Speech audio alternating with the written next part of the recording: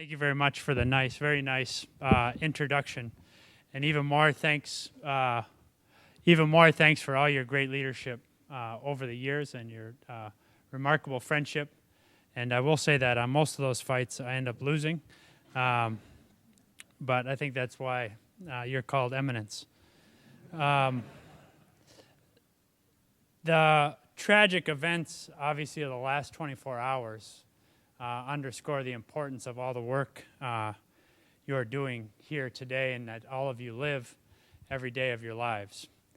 Indeed, before I begin, I want to reiterate what President Obama and Secretary Clinton said earlier today.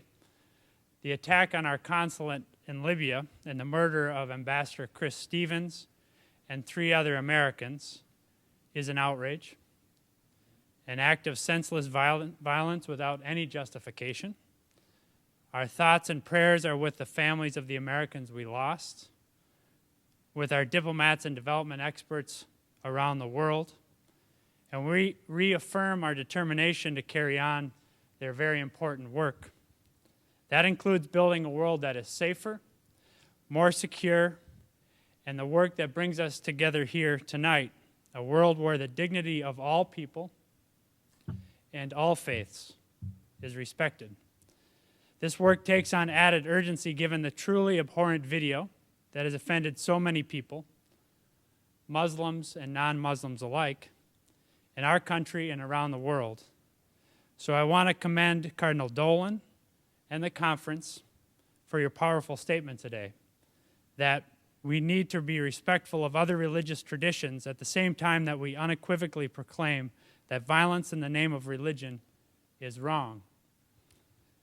This message is being echoed by faith leaders across our country, and we call on religious and community leaders and all people of good conscience to continue speaking out publicly so we can make it absolutely clear that the hateful and divisive messages in that video do not reflect the United States of America or our values. So to Archbishop Kurtz, Cardinal McCarrick, Bishop Pates, Monsignor Jenkins, and everyone here at the conference, thank you for convening this discussion and for your tireless efforts to advance religious freedom around the world, not only for us Catholics and Christians, but for people of all faiths. I'm particularly grateful to be among friends, including your Director of Justice and Peace, Dr. Steve Kalecki. So on behalf of the President, I especially want to thank you for your partnership as we've worked together on a whole range of challenges, from Sudan and South Sudan to Cuba, to Haiti and Iraq. To Bishop Kakanis, Carolyn Wu, everyone at Catholic Relief Services, thank you for co-sponsoring this conference, and for your life-saving work around the world. In particular, I want to commend you for your mission, which we in the United States government share, to deliver urgent medical care and emergency care to Syrian refugees, a cause that will receive renewed attention as the Holy Father visits Lebanon. I want to express our appreciation to President Garvey, Provost Brennan, and the Catholic University of America for hosting us and for your dedication to advancing the dialogue between faiths. I actually see this tradition every day. One of your graduates, Tom Donnellan, happens to be my boss. And I can attest that Tom has an awful lot of both, faith and reason, and he's got a lot of other stuff as well. Finally, I want to acknowledge a leader who's guiding our efforts in this area, a minister and faith leader in her own right, who I just saw walking out, our dedicated ambassador at large, Susan Johnson Cook. Being with you tonight, my mind goes back to growing up in Stillwater, Minnesota, a young boy sitting in the pews at our home parish of St. Mike's. Back then, in my wildest dreams, I could not have imagined the journey that has brought me here today.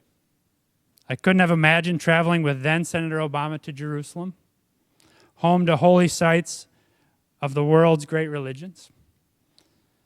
I couldn't have imagined traveling with the President, the First Lady, and their 2 daughters to the Holy See, into the Apostolic Palace, to meet His Holiness, Pope Benedict XVI. And I certainly couldn't have imagined standing before a group like this. So I come to you today as President Obama's Deputy National Security Advisor. But I also stand before you as a proud Catholic, deeply grateful for everything that the church has given me.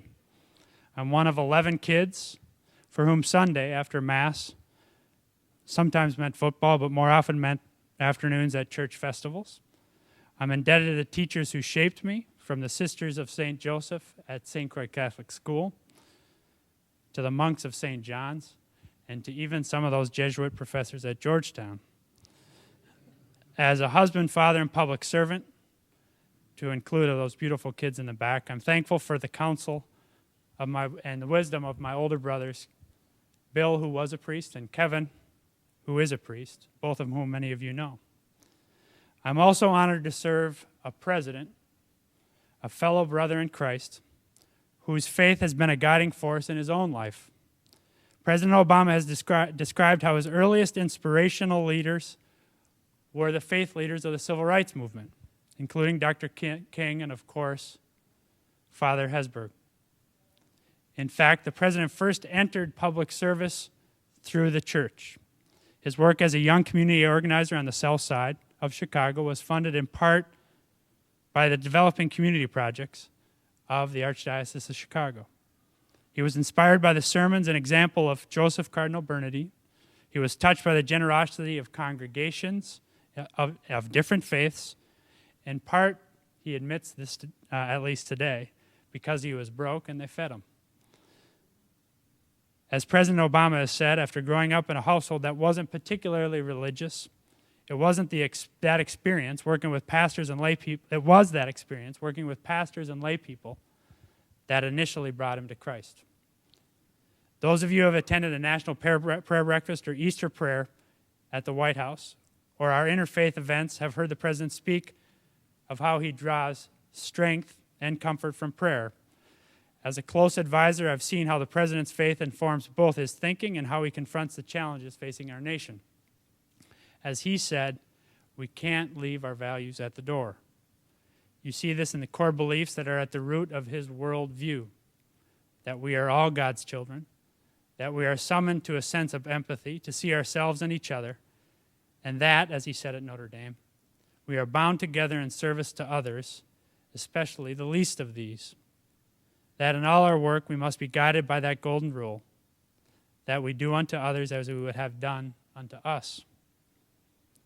Foreign policy is absolutely no exception. The president has discussed how many of our initiatives, promoting the development that lifts people from poverty, strengthening food security that reduces hunger, combating disease, working to prevent atrocities in places like Libya and in Central Africa. These efforts advance American national security and American interest. At the same time, they're rooted in a biblical call to care for our fellow human beings. I share all this because the president's faith and his faith journey is the foundation for how he approaches the challenge of defending the freedom of religion all around the world. And while I know this conference is focused on freedom of religion internationally, let me take a moment to discuss what I believe this means for him here in the United States. President Obama understands that as a nation founded by those who fled religious persecution, freedom of religion is central to who we are as Americans. Our rights are not given to us by our government. They are endowed by our Creator.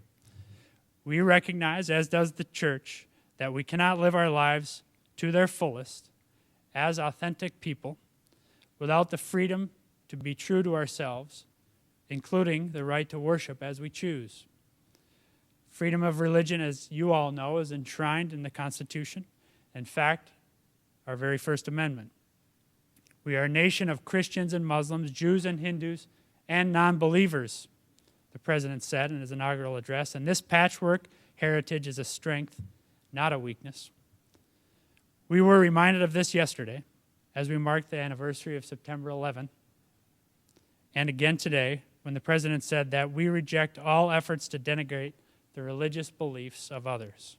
Indeed, it's no coincidence that the United States is one of the freest countries in the world and, at the same time, one of the most religious countries in the world. From our revolution to the abolition of slavery to the movement for women's and children's rights and civil rights, our most significant reform movements have often been led by men and women of faith. in fact, by many of you. Today, faith leaders and lay people are at the forefront of fights for immigration reform, against poverty, mass atrocities, human trafficking, modern-day slavery around the world. So President Obama understands that freedom of religion and the freedoms that go along with it, of expression, of assembly, are exactly what allow us to advance it as a nation. This is one of the reasons he expanded and strengthened the White House Office for Faith-Based and Neighborhood Partnerships, to make sure that we're working closely with groups like Catholic Charities, to better serve and lift up our fellow Americans. The strength that religion gives our nation is also why Americans or their houses of worship have been targeted because of their faith. The president has condemned such bigotry. He reaffirmed that every American has the right to practice their faith both openly and freely, and that an attack on American of any faith is an attack on all Americans. Even as we uphold the freedom of religion at home, we recognize that it's not simply an American value, it's codified in all of our international agreements. It's a universal human right, codified in the International Covenant on Civil and Political Rights, which 167 nations have affirmed and is reflected in the Universal Declaration of Human Rights. It is central to the freedom and dignity of all human beings, our transcendental dignity. At the same time, freedom of religion is not only an end in itself, it's a key ingredient for stable, successful societies and a just world. We know that countries that truly protect religious freedom are more likely to develop and prosper, more likely to have stable democracies, more likely to protect the rights of their people. This shouldn't surprise us. After all, when citizens can practice their faith freely, and when they can find dignity and fulfillment in worshiping as they choose, it's easier for nations and neighbors and communities to come together to achieve progress together. As the title of your conference says, religious freedom is an imperative for peace and the common good. Likewise, we know that the lack of religious freedom or discriminating against people because of their faith can be a recipe for instability. When people of faith are denied the opportunity to worship freely or assemble in fellowship, grievances fester. It creates fissures and mistrust between faiths and sects. It fuels sectarianism and pulls people back to the perceived safety of their fellow believers. It emboldens extremists. It can increase instability and likelihood of violence and war. We've seen this throughout history. We've seen it during conflicts in our own time, from Northern Ireland to Lebanon to the Balkans. And we see it in the tensions it causes today. In China, government policies in Tibetan areas threaten the distinct religious, cultural, and linguistic identity of the Tibetan people, creating tensions and contributing to a situation where desperate Tibetans have resorted to self-immolation. In Burma, preferential treatment for Buddhists and prejudice against ethnic South Asians, particularly ethnic Rohingya Muslims, fuels tensions between the Buddhist majority and the Christian and Muslim minorities. In Pakistan, blasphemy laws and failures or delays in addressing religious hostility has fueled acts of violence and intimidation and emboldened violent extremists. Put simply, religious pluralism, tolerance, and freedom can help promote stability, security, development, and democratic progress, and the lack of religious freedom is itself destabilizing. As the Holy Father observed in his message last year on the World Day of Peace, the absence of religious freedom is a threat to security, peace, and an obstacle to the achievement of authentic and integral human development. For all these reasons, advancing religious freedom around the world is not only consistent with our values as Americans, it advances our national security interests. This is formalized in the President's National Security Strategy. The strategy states, and I quote, "The United States believes certain values are universal and will work to promote them worldwide. These include an individual's freedom to speak their mind, assemble without fear, and worship as they please."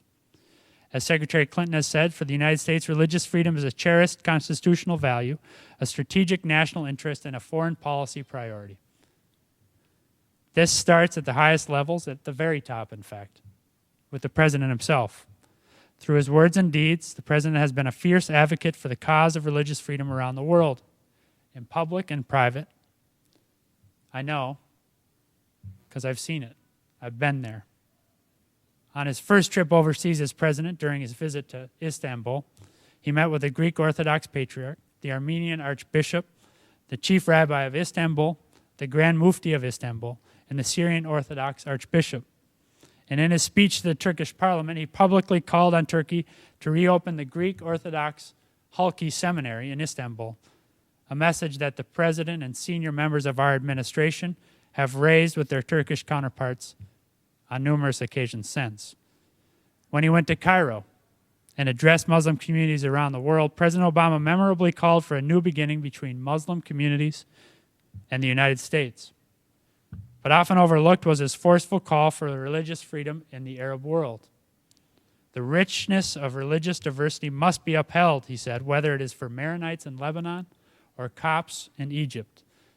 I would add that more recently, as the Arab Spring has unfolded, including in Egypt, the president has been clear that for this season of change to succeed, Coptic Christians must have the right to worship freely. Also forgotten is that he also used his speech in Cairo to condemn anti-Semitism and the denial of the Holocaust, which he called ignorant and hateful.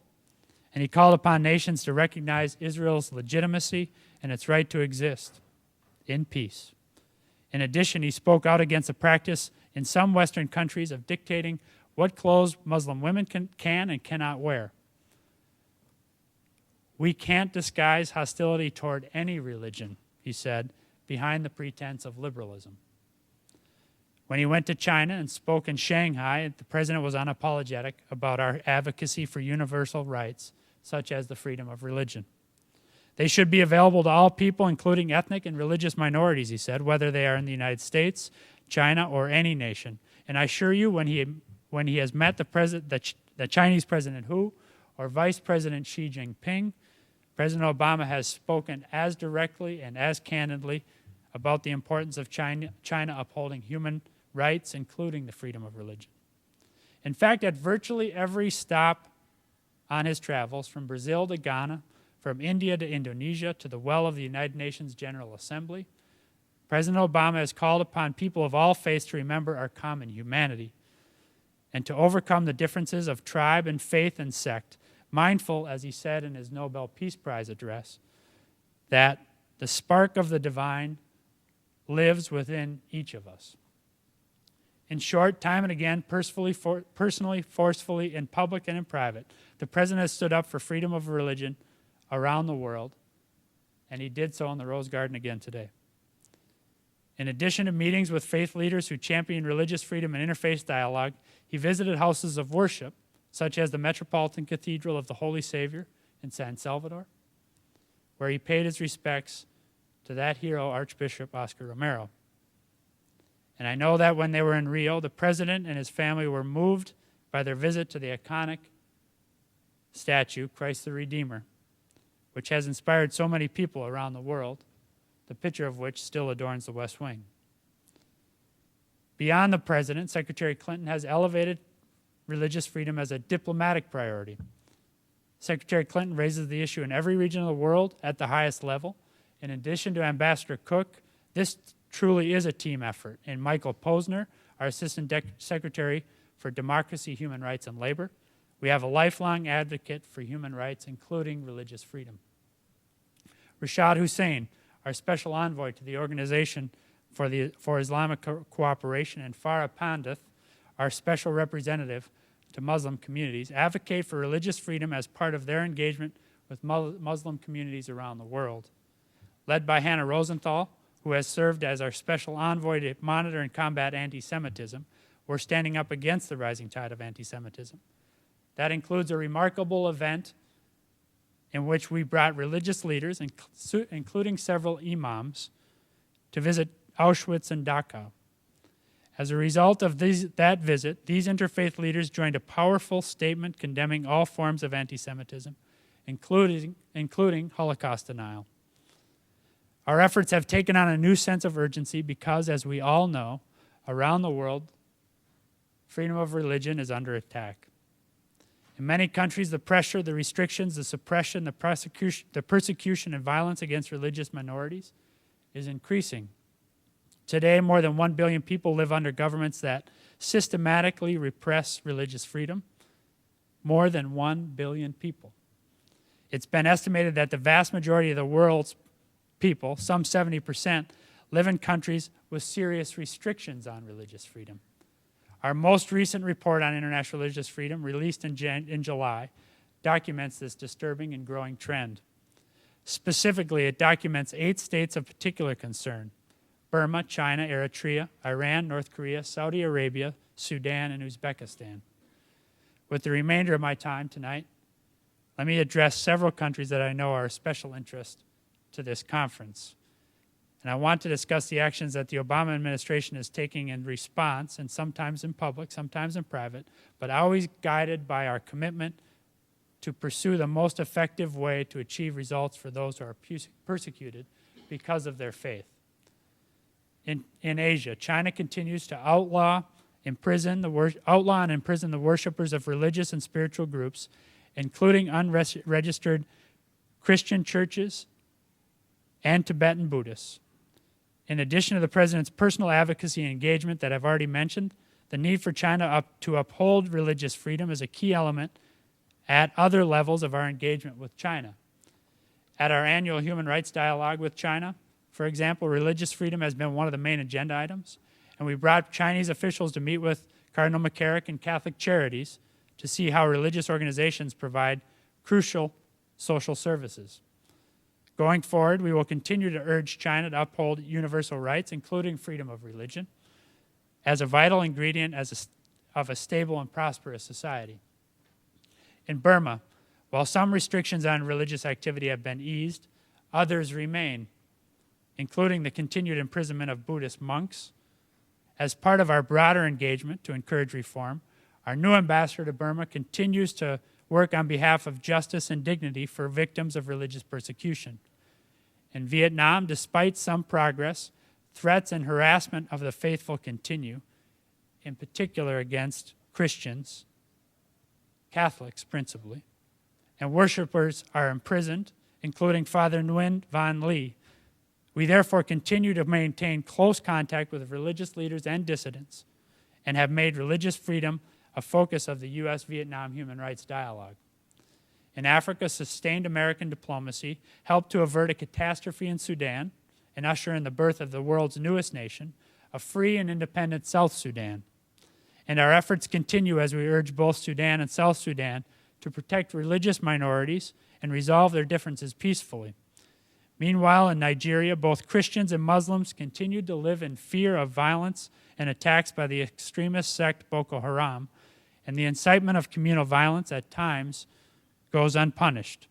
We therefore continue to engage with Nigerian religious leaders, scholars, and government officials to promote interfaith dialogue, advance religious reconciliation, and bring perpetrators of violence to justice.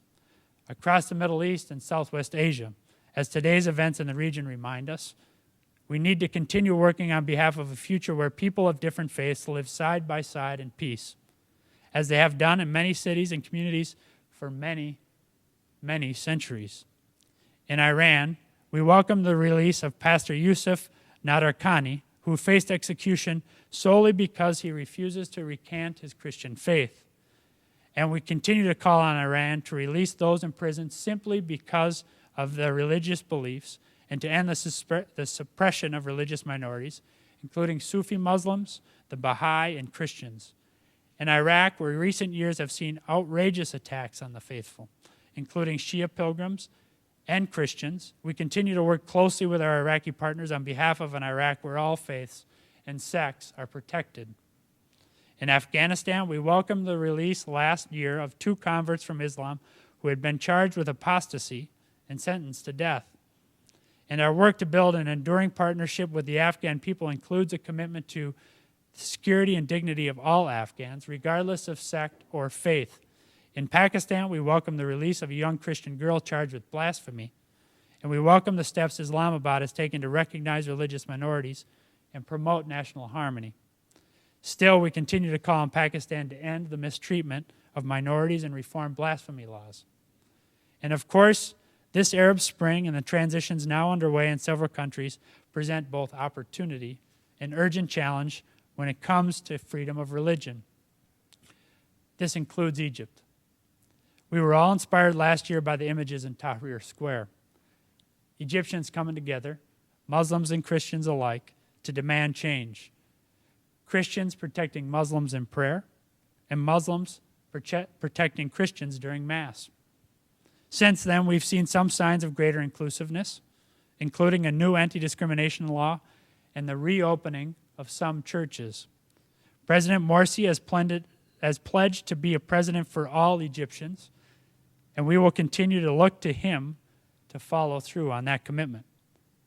Unfortunately, even before yesterday's protest at our embassy, we've seen a troubling rise in sectarianism and violence. Innocent Egyptians, including Coptic Christians, have lost their lives. And while some alleged instigators of rioting and violence have been prosecuted, others have not. As we've seen around the world, when justice is not administered equally and fairly, it deepens resentment, risks further instability, and makes it harder for citizens to come together to work for democratic and economic progress.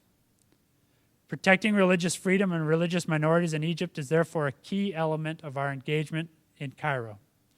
President Obama raised it in his conversations with President Morsi and other Egyptian leaders, including demanding the right for Christians to build their churches. Secretary Clinton discussed it with President Morsi and representatives in Christian communities during her visit in July. It's a constant focus of Ambassador Patterson and our embassy staff, as it has been, again, over the last 24 hours. Last month, Rashad Hussein led an interfaith delegation to Egypt that included Father Moises Bogadi, senior priest and hegemon of the Coptic Orthodox Archdiocese of North America, and Imam Majid, president of the Islamic Society of North America. And earlier this week, on Monday, I called Samir Murkos, president of Mercy's advisor on democratic transition, and himself a Copt, simply to express our congratulations and our commitment to working with him and the Egyptian government on our shared interests. As President Obama has said many times, the future of Egypt belongs to the people of that proud nation. So too in Syria. As we continue to support the aspirations of the Syrian people to determine their own future without President Assad, we'll continue to call for an inclusive Syria that protects the rights of all Syrians, regardless of their religious identity. In Egypt, Libya, Syria, and all of the Arab Spring countries in transition, the United States will continue to stand for a set of principles that history shows leads to progress and opportunity. That includes protection of universal rights, including the freedom of religion. For these transitions to succeed and for the countries to achieve their full potential, all faiths must be respected and protected. Closer to home, in Cuba, there's been some easing of restrictions on faith groups, but significant repression continues. For example, during the Holy Father's visit to Cuba in March, authorities conducted a deliberate campaign of incarceration and harassment to silence the opposition and to prevent activists, journalists, and dissidents from attending religious events. Worshippers, including the Damas de Blanco, have been assaulted by government-sponsored mobs and detained to prevent them from attending church. It happened just last week as Cubans sought to mark the anniversary of Cuba's patron saint, Our Lady of Charity. Under President Obama's leadership, we've therefore worked to help give the Cuban people more independence from Cuban authorities. We've made it easier for Americans by removing restrictions and allowing nearly unlimited religious remittances to Cuba. We've made it easier for faith groups to travel to Cuba in support of the Cuban people and civil society. Going forward, we'll continue to look for ways to help the Cuban people realize the freedom and liberty they deserve. Beyond our efforts in specific countries, we've advanced the cause of religious freedom through a variety of multilateral fora.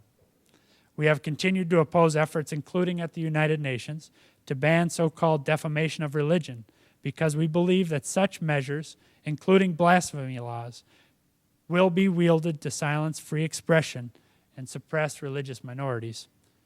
Instead, after many years of stalemate, we work successfully with governments, international organizations, and civil society at the UN Human Rights Council to pass a landmark resolution, 1618, to protect people around the world who are targeted because of their faith. It calls on nations to take concrete actions against religious bigotry, and it eliminates previous language that sought to penalize defamation, which undermined free speech and expression. Instead, it recognizes that the open debate of ideas and interfaith dialogue can be among the best protections against religious intolerance. Building on this progress, Secretary Clinton and the OIC Secretary General last year brought together some 20 nations, international organizations, and the Vatican in Istanbul to focus on combating international religious intolerance. The United States hosted a follow-on meeting to pursue specific steps we can take as individual nations and as an international community. And through this Istanbul process, as we call it, we'll continue to work with our international partners to reduce international bigotry, discrimination, and violence. For our part, and in partnership with you, the United States will continue to encourage interfaith dialogue that promotes understanding around the world. This includes interfaith delegations like those I've already mentioned. It includes campaigns like the 2012 Hours Against Hate, in which we encourage young people to pledge their time to help a person of another faith, culture, or tradition. It includes interfaith diplomacy and outreach efforts organized by our dedicated embassy staffs around the world. And it includes conferences like the one we are supporting in Morocco later this year, which will bring together faith leaders to address minority rights in Muslim-majority countries. Finally, we'll continue to encourage the interfaith cooperation that brings together different religions to meet shared challenges. As with our faith-based initiatives here in the U.S., we recognize that religious leaders and organizations, all of you, are uniquely positioned to serve communities in need, whether it's in health, education, development, or conflict prevention. So, for example, we've worked with the Organization of Islamic Cooperation in the effort to eradicate polio and respond to the famine in Somalia and drought across the Horn of Africa. Through USAID, more than 90 faith-based organizations have pledged to support the most impactful health interventions that save lives of children around the world. And building on the President's Interfaith Campus Challenge, here in the U.S., we're encouraging students abroad to come together across faiths in service to their communities. The focus of such efforts is on the tangible benefits they deliver in our daily lives. Still, the lesson is unmistakable. Our security, prosperity, and dignity as human beings are advanced when members of different religions partner on common challenges. As such, faith-based organizations will continue to be indispensable partners of the President's development agenda. In closing, let me say that for President Obama and those of us serving in his administration, protecting and advancing the freedom of religion will remain a foreign policy priority. As he has said, this is not just an American right, it is a universal right. And he will defend the freedom of religion here at home and around the world. We do this not only because it's in our national security interests. We do it because it's the right thing to do. As the President has noted, Scripture gives us the responsibility to speak up for those who cannot speak for themselves, for the rights of all who are destitute. I, for one, am reminded of the words of St. Augustine. Pray as though everything depended on God, he said. Work as though everything depends on you. In the good necessary work that brings us here tonight, and as we mourn, sadly, the violence and loss of life over the last 24 hours, I pray that God-given rights and liberties we cherish here in America will be enjoyed by more and more people around the world. Yet I'm mindful, as is the President, that this will not happen on its own. It depends on people of all faiths, people like each of you, who are willing to stand up for those freedoms when they are threatened. In fact, it depends on us. So on behalf of President Obama and those in the administration, We are proud to be your partners in this important work. Thank you very much.